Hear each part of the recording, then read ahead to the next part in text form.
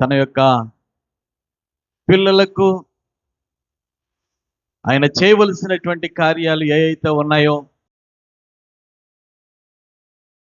ఆయన చేస్తూ ఉన్నప్పుడు కొంచెం ఆలస్యం అవుతుంది. ఆలస్యం అవుతున్నటువంటి సమయంలో అయినప్పటికీ కూడా మనము విశ్వాసము ఉంచితే ఆయన ఏం చేస్తాడు? సిగ్గుపడనివ్వడు. అబ్రహాము శారాలు చెప్పేవారట,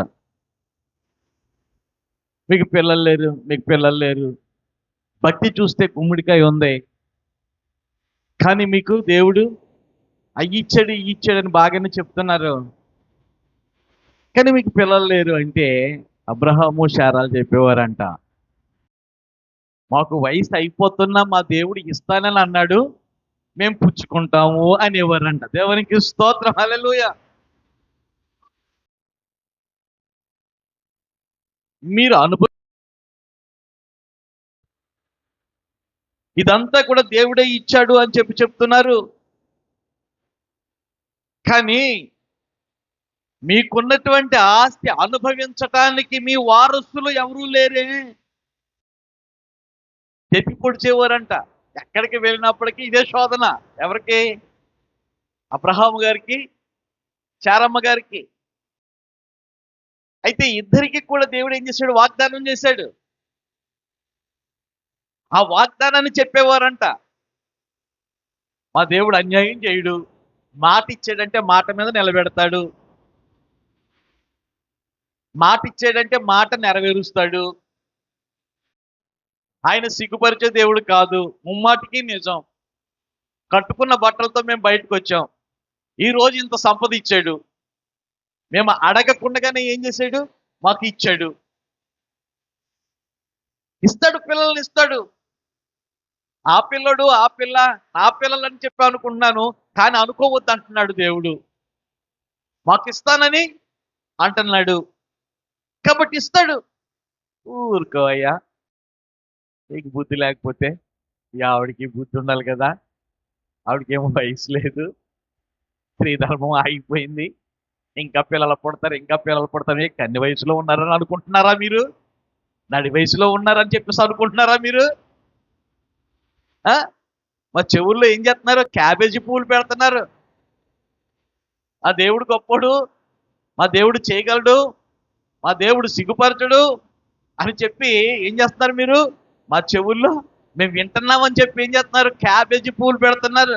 ఊరుకో, ఈయన్నిచ్చాడంటే నేను నమ్ముతాను, కానీ పిల్లల్ని ఇస్తానంటే మేము నమ్మం. అలా సిగ్గుపరిచేవారంట, కానీ సిగ్గుపడలేదు వాళ్ళు. దేవునికి స్తోత్రం, హల్లెలూయా. అర్థమైందా? విశ్వాసులుగా ఉన్నటువంటి వారి పట్ల దేవుడు ఏం చేస్తాడంటే ఆయన ప్రణాళికను నెరవేరుస్తాడండి. సిగ్గుపరచడు ఆయన. షడ్రకు, మేషకు, అబేద్నెగో, దానియేలు వీళ్ళందరూ కూడా విశ్వాస వీరులు. వీళ్ళను సిగ్గుపరచాలని చెప్పి శత్రువులు ఏం చేసేవారంటే గోతికాడ నక్కలాగా కాచుకుని ఉండేవారు. అర్థమైందా? మనము కూడా భక్తి చేస్తున్నాము, మనము కూడా పరిశుద్ధముగా నీతిగా జీవిస్తూ ఉన్నాము, ముఖస్థుతి బాగానే ఉంటుంది, కానీ పక్కకి వెళ్ళిన తర్వాత ఏం చేస్తారు? తనుక్కుంటారు. దీనిపైన అయిపోయింది, దీనిపైన అయిపోయింది, ఏదో ప్రార్థన అంటుంది కదా, ఏదో విశ్వాసం ఉంటుంది, ఏదో కూటం అంటుంది, ఏదో పాస్టర్ గారు వచ్చి ప్రార్థన చేస్తారని చెప్పేసి చెప్తుంది, అయిపోయింది బడాయ్.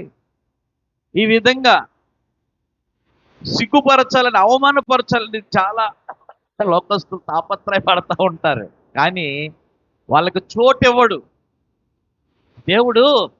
వాళ్ళకి చోటు ఇవ్వడు. అనుకునేంత వరకునే. అర్థమైందా? చప్పట్లు కొట్టి కేరింతలు కొట్టే అంత చాయిస్ ఇవ్వడు. అర్థమైందా? షడ్రకు, మేషకు, అబేద్నెగో, దానియేలు వాళ్ళ కొలీగ్సే వీళ్ళకి అవమానం జరిగితే మనము ఉత్సవం చేసుకుందాం అని చెప్పేసి అనుకున్నారు, కానీ దేవుడు అలాగా ఏం చేస్తాడంటే వాళ్ళ యొక్క విశ్వాసమును బట్టి వాళ్ళలోనికి వచ్చేసాడు దేవుడు. విశ్వాసమును బట్టి వాళ్ళలోనికి వచ్చేసాడు. ఏం చేస్తాడంటే యోహాను సువార్త 14వ అధ్యాయం 23వ వచనములో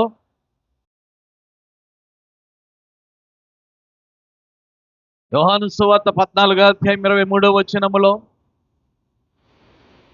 యేసు, ఒకడు నన్ను ప్రేమించిన ఎడల వాడు నా మాట గైకొనును, అప్పుడు నా తండ్రి కూడా వాడిని ప్రేమిస్తాడు. మేము వాని యొద్దకు వచ్చి వానిలో వాని ఇంటి దగ్గర నివాసము చేతుము. దేవునికి స్తోత్రం. యేసయ్య మాట్లాడుతూ ఉన్నాడు. యేసయ్య దేవుడు. అర్థమైందా?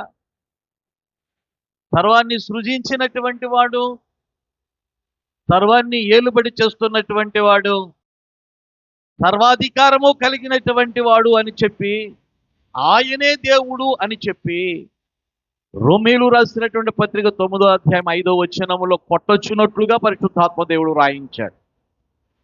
వేరొక చోట తండ్రితో సమానుడని, లేకపోతే దేవునితో సమానుడు అని చెప్పి వ్రాయబడి ఉన్నప్పటికీ కూడా ఇక్కడ పరిశుద్ధాత్మ దేవుడు యేసు ప్రభు వారికి పెద్ద పీటను ఆయన వేసుకున్నాడు. ఆయనే దేవుడు. ఆయన ద్వారానే మనము కలిగి ఉన్నాం. ఈ లోకములోనిది దృశ్యమైనవి అదృశ్యమైనవి ఆయనే చేసి ఉన్నారు. ఆయన మాటలో అంత శక్తి ఉంది. ఆ యేసయ్య 14వ మాట్లాడుతూ, నేను మీలో జీవిస్తాను, మీలో నివసిస్తాను అని మాట్లాడాలి. ఎవరైతే నన్ను ప్రేమిస్తున్నారో, ఎవరైతే వాక్యమును ప్రేమిస్తున్నారో, ఎవరైతే సన్నిధిని ప్రేమిస్తున్నారో, ఎవరైతే ఆయన బలి అర్పణ భోజనాన్ని ప్రేమిస్తూ ఉన్నారో, ఎవరైతే ఆయన శిలువ త్యాగాన్ని ప్రేమిస్తూ ఉన్నారో, ఆ ప్రేమను బట్టి తండ్రి, కుమార, పరిశుద్ధాత్మ త్రియేక దేవుడు వారిలో జీవిస్తాడంట, నివసిస్తాడంట. ఇప్పుడు షడ్రకు, మేషకు, అబేద్నెగోలు వాళ్ళకంటూ ఒక పర్టికులర్ దేశం ఉండేది, వాళ్ళకంటూ పర్టికులర్ ప్రార్థనాలయం ఉండేది, వాళ్ళకంటూ పర్టికులర్ బైబిల్ గ్రంథము లేక ధర్మశాస్త్రం అనేటువంటిది ఉండేది. వాళ్ళు బానిసలుగా పట్టబడ్డారు బాబెల్ గోపురానికి, బాబెల్ దేశానికి వాళ్ళు తేబడ్డారు నెబుకద్నెజరు ద్వారా. కానీ అక్కడ స్వేచ్ఛ లేదు. ఇంటిలోనే ప్రార్థన చేసుకునేవారు, ఇంటిలోనే ప్రార్థన చేసుకునేవారు, ఇంటిలోనే ఉపవాసం చేసేవారు. చూసారా? ఒకడు నన్ను ప్రేమించిన ఎడల మేము వానిలో నివాసము చేస్తాము అన్నటువంటి దేవుడు వాళ్ళని మర్చిపోలేదు. దేవుణ్ణి కూడా వాళ్ళు మర్చిపోలేదు. వాళ్ళ స్థితి మారినా, వాళ్ళ యొక్క ప్లేసు మారినా, వాళ్ళ యొక్క నివాస స్థలము మారినా, ఒక బానిసలుగా బ్రతుకుతున్నప్పటికీ కూడా, దేవా ఎన్నెన్ని అద్భుత కార్యాలు చేసేవయ్యా, మమ్మల్ని తీసుకుని వచ్చి ఈ యొక్క బందీ గృహంలో పాడేసేవా, అసలు నీకేమాత్రమైన న్యాయంగా ఉందా, ధర్మంగా ఉందా అని చెప్పి దేవుడి మీద ఫైట్ చేయలేదు. దేవా మమ్మల్ని ఎక్కడుంచినా నీ నామానికి అవమానం కలిగేటట్లుగా మేము బ్రతకం, మేము మిమ్మల్ని ప్రేమిస్తున్నాం, మీ నామాన్ని మేము మర్చిపోలేదయ్యా. ఆయన ఆజ్ఞలను ప్రేమించువాడే ఆయన ప్రేమించినట్టు. ఆ వారిలో దేవుడు ఏం చేస్తాడంట? నివాసం ఉంటాడంట. త్రియేక దేవుడు ఎలా ఉంటాడంట? నివాసం ఉంటాడంట. దేవునికి నివాసం ఉన్నాడు కాబట్టి వాళ్లకు ఏదైనా జరిగితే మనం ఉత్సవం చేసుకుందాం, సంబరం చేసుకుందాము అనుకున్నటువంటి వారు సిగ్గుపడిపోయారు. అగ్నిగుండంలో వీళ్ళు వేయబడినప్పుడు అగ్నిగుండము, అగ్నికీలలు ఏ మాత్రము వీళ్ళకి హాని చెయ్యలేదు. అర్థమైందా? సంబరాలు చేసుకోవాలనుకున్నటువంటి వాళ్ళందరూ కూడా ఏం చేశారు? తలలు ఉంచుకున్నారు. దేవునికి స్తోత్రం, హల్లెలూయా. అలాగే దానియేలు గారి యొక్క విషయంలో కూడా అంతే. ప్రభునందు ప్రియమైనటువంటి వాళ్ళరా, ఇవన్నీ కథనాలు. అర్థమైందా? ఇవన్నీ కూడా కథనాలు, ప్రత్యక్షతలు. ఇవన్నీ కూడాను ఆయన యందు విశ్వాసము, ఆయన వాక్యం మీద విశ్వాసము ఉంచుకున్నప్పుడు, ఆయన ప్రార్థనలో విశ్వాసము ఉంచుకున్నప్పుడు, విశ్వాసం ఉంచుకున్నటువంటి వారిని, ఆ కుటుంబాలను దేవుడు ఏం చేస్తాడంటే సిగ్గుపరిచే దేవుడు కాదు. మనము ఎక్కడ ఎవరిలో ఎలా జీవిస్తున్నామో ఆయనకు తెలుసు. ఆ జీవన విధానము మనము జీవిస్తూ ఉన్నటువంటి సమయంలో అన్యులు గ్రహిస్తూ ఉన్నప్పుడు వీళ్ళు దైవ మందిరానికి వెళ్తారు, దైవ సన్నిధికి వెళ్తారు. వీళ్ళకి ఒకే ఒక దేవుడు. ఆ దేవుడు వీళ్ళని సిగ్గుపరిచే దేవుడు కాదు. అంత పరిశుద్ధంగా వీళ్ళు జీవిస్తున్నారు అన్నట్లుగా మన యొక్క బ్రతుకులు ఉన్నప్పుడు దేవుడు మనల్ని సిగ్గుపరచడు. దేవునికి స్తోత్రం. ఒకవేళ సిగ్గు అనేటువంటిది మనకు వచ్చిందా, మనలో ఏదో ఒక పొరపాటు ఉన్నదని అర్థం.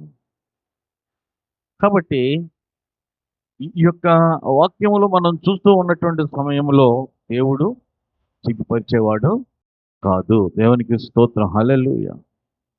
ప్రియులారా, ఎందుకనంటే మనము కృపకాలంలో ఉన్నాం. దేవుడు అత్యంత కృపగలవాడు. దేవుడు చూస్తూ ఉన్నటువంటి సమయంలో 2000 సంవత్సరాల క్రిందట జరిగినటువంటి సిచ్యువేషన్ చూస్తూ ఉన్నప్పుడు ఇప్పటి వరకు ఆ పరిస్థితులు అలా గమనించుకుంటూ వస్తున్నటువంటి సమయంలో పాపము అనేటువంటిది పెరిగిందా లేక తరిగిందా? ఒకసారి ఆలోచన చేయండి. పాపము అనేటువంటిది పెరిగిందా తరిగిందా? పెరిగిందని ఎలా చెప్పగలుగుతున్నాం మనం? పెరిగింది అని చెప్పి ఎలా చెప్పగలుగుతూ ఉన్నాం? ఎందుకనంటే డెవలప్ అవుతున్నాం మనం అని అనుకుంటున్నాం కదా. చాలా అభివృద్ధి చెందుతున్నాము అని చెప్పేసి అనుకుంటూ ఉన్నాం.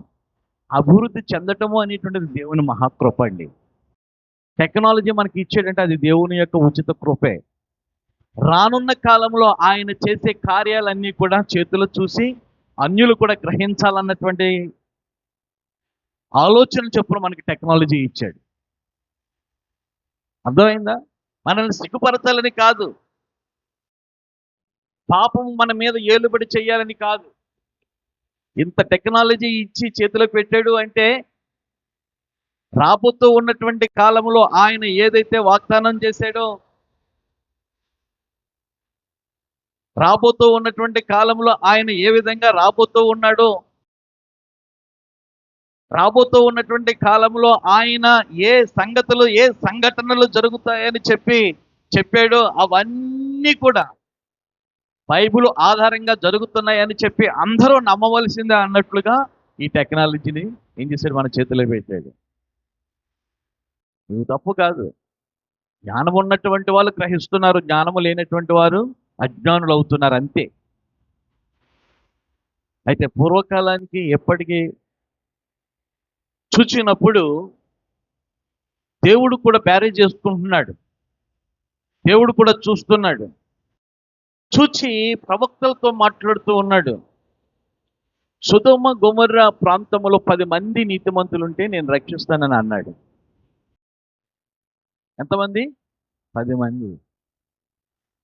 యెరూషలేము పట్టణములో ఒక్క నమ్మకస్తుడిని కనుక చూపించినట్లయితే యెరూషలేము ప్రాంతాన్ని నేను రక్షిస్తానని చెప్పి ఇర్మియా గ్రంథం 5వ అధ్యాయం 1వ వచనంలో రాయబడింది. చూడండి ఒకసారి. ఇర్మియా గ్రంథం 1వ అధ్యాయం 5వ అధ్యాయము 1వ వచనం. యెరూషలేము పురవీధులలో ఇటు అటు పరుగులెత్తుచు చూచి తెలుసుకొనుడి. రాజవీధులలో విచారణ చేయండి.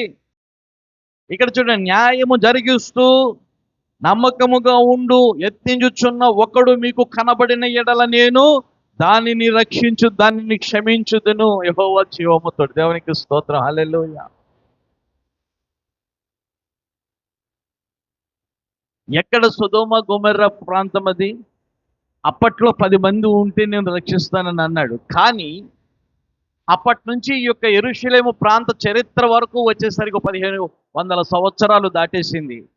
ఇన్ని సంవత్సరాలకి పాపము ఏమైపోయిందంటే బాగా వెరిజడలు వేసుకొని ఏం చేస్తుంది, ప్రతి ఒక్కరిని పడగొడుతుంది.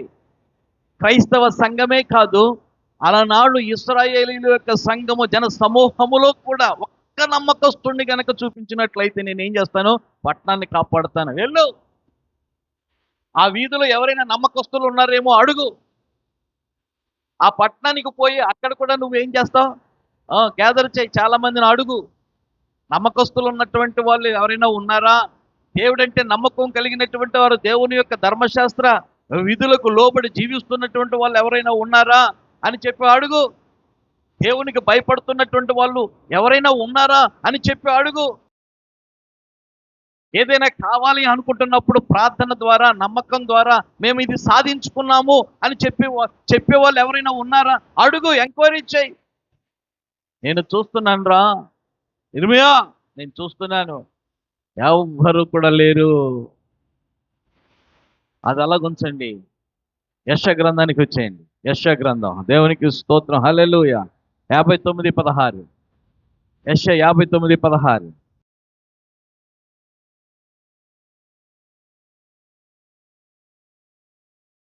సంరక్షకుడు లేకపోవుట ఆయన చూచెను, మధ్యవర్తి లేకుండుట చూచి ఆశ్చర్యపడెను.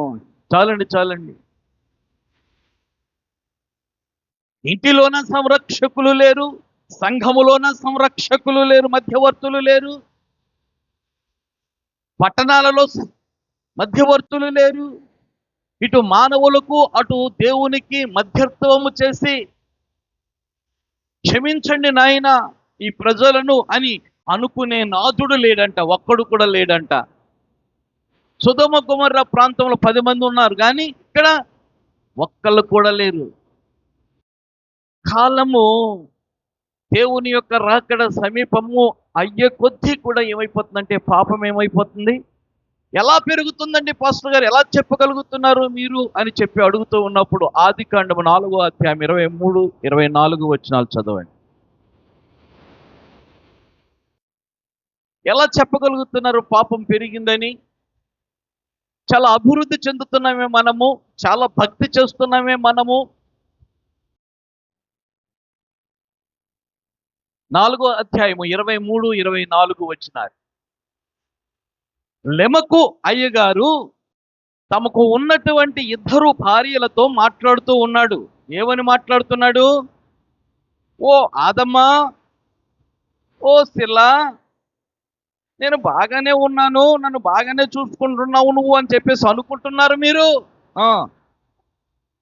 లెమకు నా భార్యలారా, నా మాట ఆలకించండి.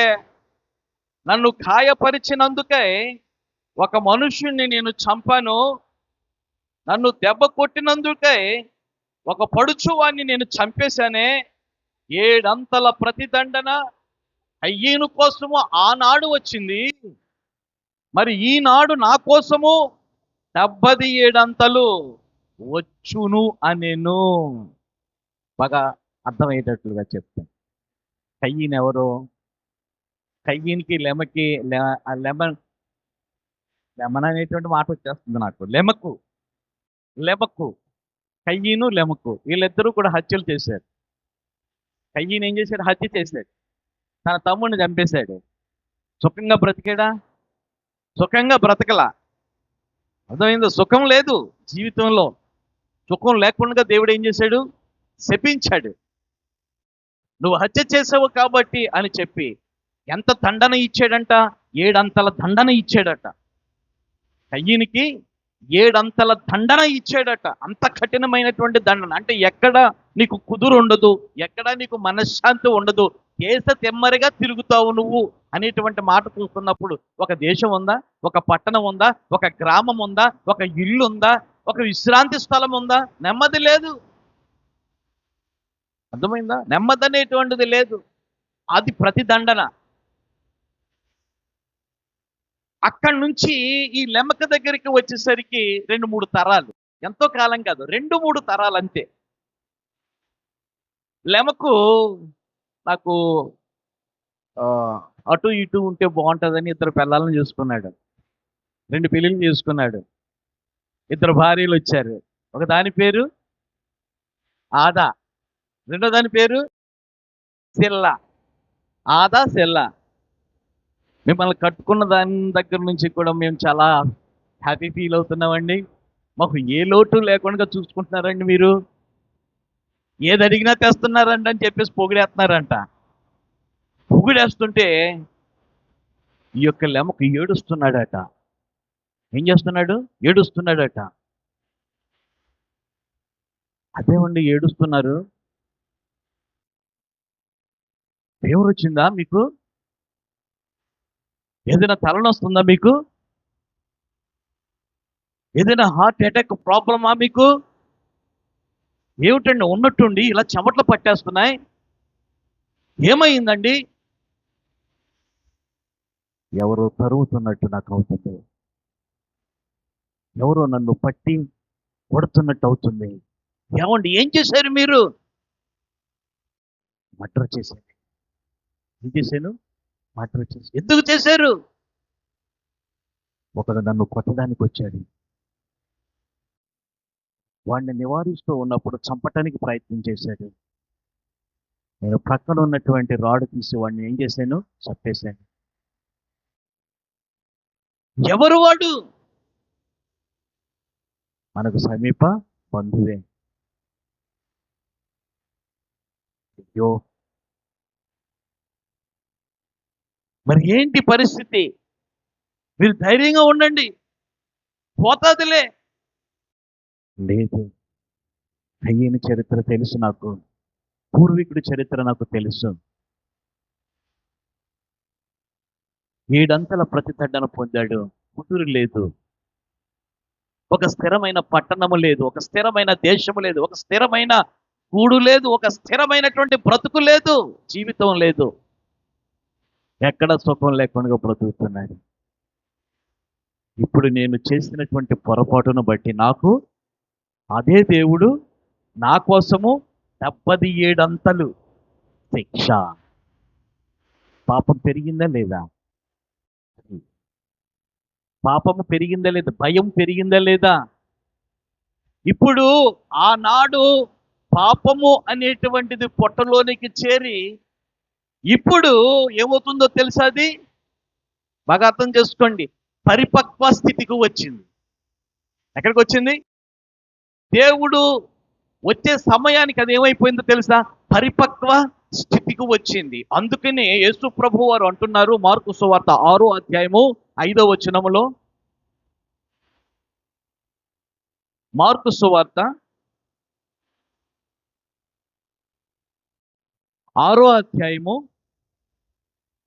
5వ వచనం, అందువలన కొద్దిమంది రోగుల మీద చేతులుంచి వారిని స్వస్థపరుచుట తప్ప ఏ అద్భుతమును ఆయన అక్కడ చేయజాలకపోయెను. ఆయన వారి అవిశ్వాసమునకు ఆశ్చర్యపడెను. విశ్వాసము, శతాధిపతి యొక్క విశ్వాసమును బట్టి ఇశ్రాయేలీయుల్లో కూడా ఇంత విశ్వాసం ఉన్నట్లుగా నేను చూడలేదని ఆశ్చర్యపోయాడు. అర్థమైందా? శతాధిపతిలో ఉన్నటువంటి విశ్వాసమును బట్టి. అదేంటి? మన ప్రభువు ఇక్కడ వారి యొక్క అల్ప విశ్వాసాన్ని బట్టి ఆశ్చర్యపోతున్నాడంట. జాగ్రత్త. ఆ ప్రాంతము వేరు.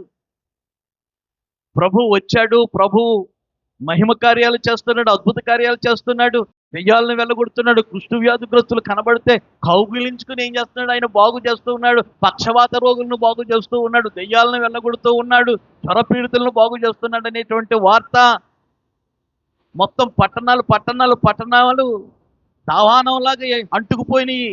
అందరూ కూడా తెలుసుకున్నారు. కానీ ఒక పట్టణం వెళ్ళేసరికి అక్కడ బొత్తిగా ఎవరున్నారట?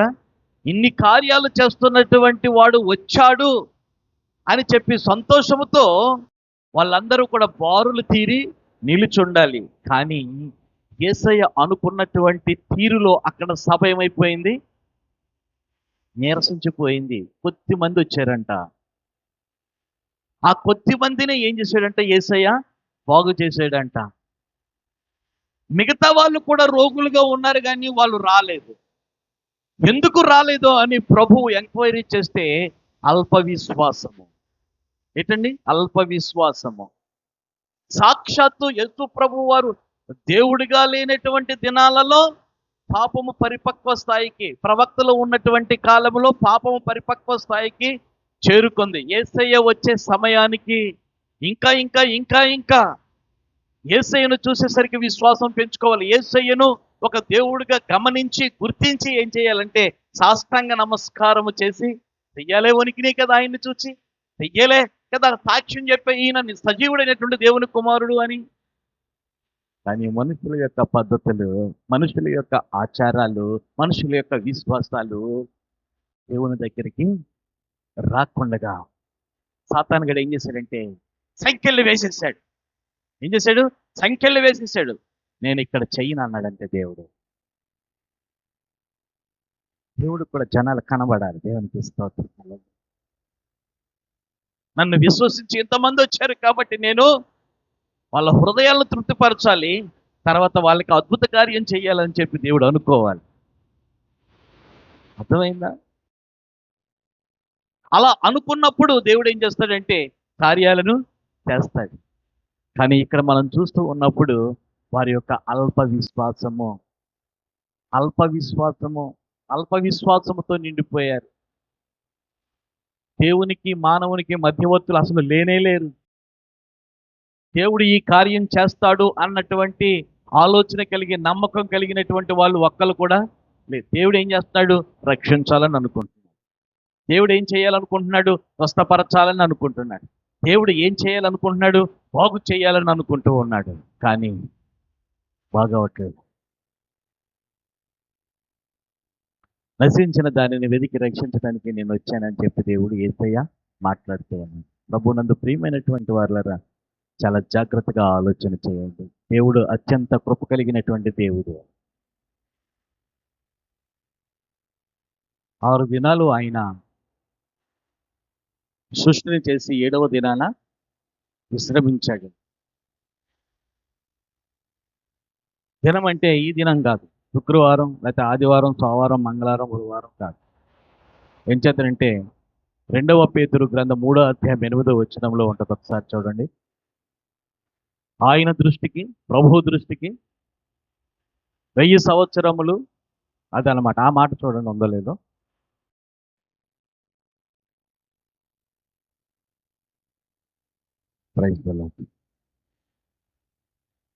పత్రికల్లో ఉంటుంది.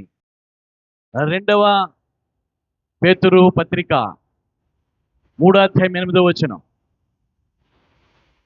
ప్రియులారా, ఒక సంగతి మర్చిపోకండి. ఏమనగా ప్రభు యొక్క దృష్టికి ఒక దినము 1000 సంవత్సరముల వలెను, 1000 సంవత్సరములు ఒక దినము వలెను ఉన్నవి. చాలండి. ప్రభు యొక్క దృష్టికి ఆ లెక్కలు, ప్రభు యొక్క దృష్టికి ఆ రోజులు లేక ఆ దినాలు. 6 దినాలు కష్టపడి సృష్టిని చేసి 7వ దినాన్ని ఏం చేయాడంట? 7వ దినాన్ని ఏమయ్యాడు? విశ్రాంతి పొందాడు. ఇప్పటికి ప్రభు యొక్క దృష్టిలో 6 దినాలు కంప్లీట్ అవని అంట. దేవుని యొక్క దృష్టికి ఇప్పటికి 6 దినాలు అంటే 6000 సంవత్సరాలు అవనాయి. ఇప్పుడు మనము 7వ దినములో అడుగు పెట్టాం.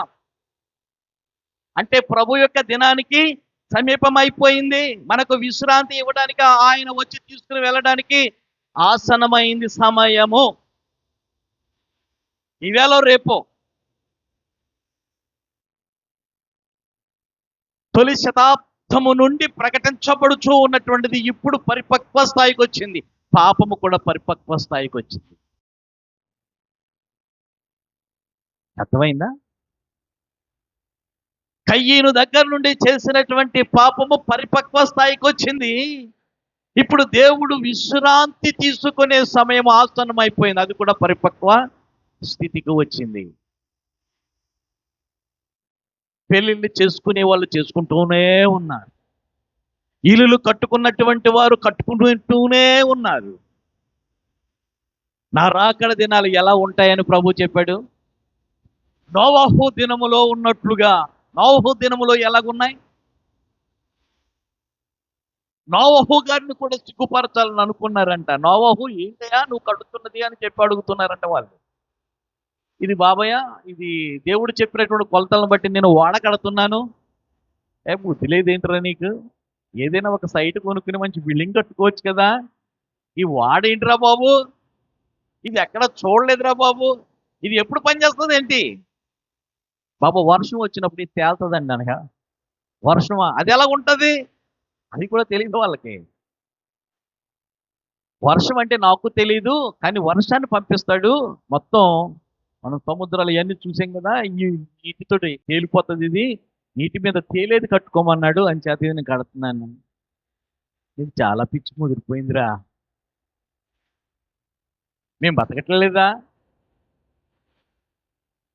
గేలి చేశారు. ఏం చేశారు? గేలి చేశారు.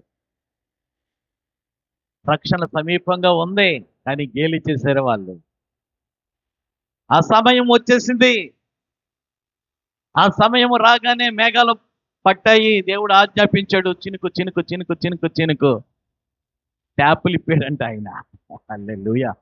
ట్యాపులు ఇప్పాడు, పైన ట్యాపులు ఇప్పాడు, కింద ట్యాపులు ఇప్పాడు. 40 రోజులు ప్రచండమైనటువంటి వర్షము.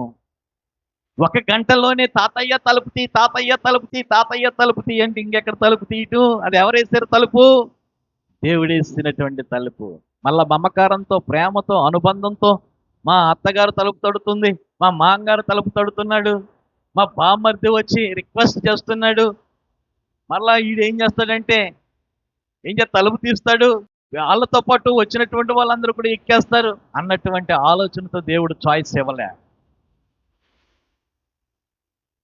అర్థమైందా? అయితే అప్పటి నుంచి ఇప్పటి వరకు కూడా మనం చూస్తున్నప్పుడు పాపము ఏమవుతుంది? పెరుగుతూ వస్తుంది. ఒక్కడు అంచెత యేసయ్య అన్నాడు కదా, నా రాకడ దినాల్లో చూస్తున్నప్పుడు ఒక్క విశ్వాసునైనా నేను చూస్తానా అన్నాడు. ఎందుకని అన్నాడో పాపం. కానీ విశ్వాసులుగా చలామణి అయిపోతున్నాం మనం కదా, విశ్వాసులుగా చలామణి అయిపోతున్నాం మనం.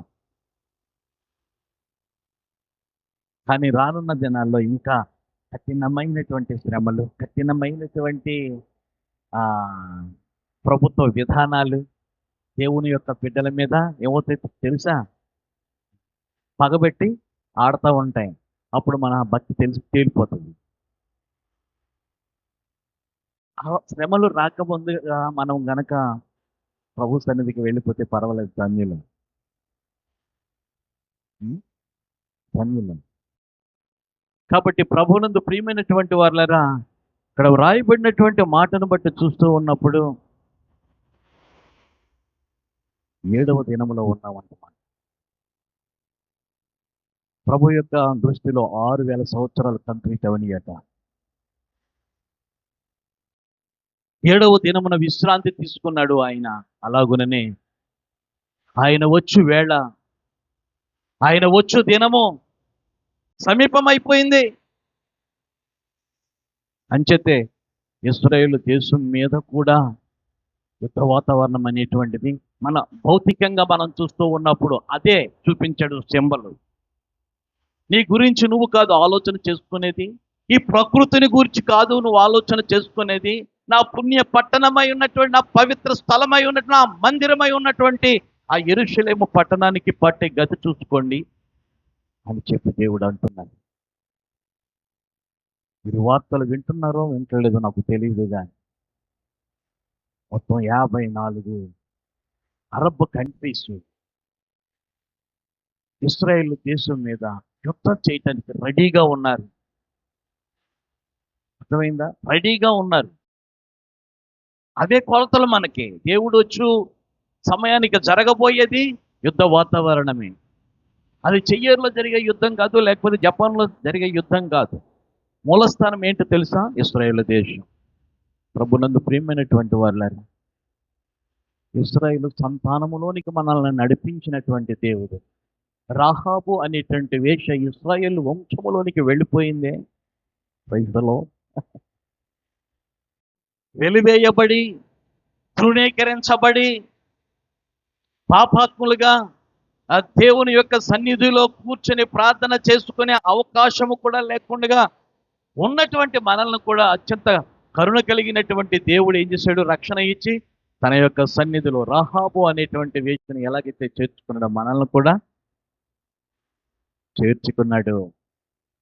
వధువు సంఘంగా పిలుస్తున్నాడు మనలను. ఈ పాపపు తలంపులతో అవిశ్వాసపు ఛాయలు మనలో ఉండకుండగా ప్రతి క్షణము వాక్యం అనేటువంటి నీటి చేత ఉదక స్నానము చేయించి అతి పరిశుద్ధముగా ఉంచుతున్నాడే. ఇక్కడే కాదు, ఇంటి దగ్గరే కాదు, ఎక్కడికి వెళ్ళినా ఆయనకు సాక్షులుగా. మేము మందిరానికి సంబంధించినటువంటి వాళ్ళము, దేవుని వాక్యానికి సంబంధించినటువంటి వాళ్ళము, క్రీస్తు వారము అని చెప్పి ఏం చేయాలి? మనము ప్రకటించుకునే సమయం. దేవునికి స్తోత్ర, హల్లెలూయా. ఒకళ్ళు వెలిగించబడిన తరువాత మంచము కింద కొంచెము కింద ఉండే కాలము కాదు. అర్థమైందా? భక్తిని కాపాడుకుంటూ దేవుని యొక్క రాకడ కొరకు ఆతురతగా ఎదురు చూచే విశ్వాసులుగా ఉండాలని పరిశుద్ధాత్మ దేవుడు కోరుకుంటున్నాడు. అలా మనం ఉంటూ ఉన్నటువంటి సమయంలో ఆయన పిల్లలమైనటువంటి మనము సిగ్గుపరచబడము. దేవునికి స్తోత్రం. వధులేని కన్యకులు సిగ్గుపరచబడ్డారు, వాళ్ళు విడవబడ్డారు. ఆయన విడిచే దేవుడు కాదు మన దేవుడు. ఆయన సజీవుడు, వస్తూ ఉన్నాడు.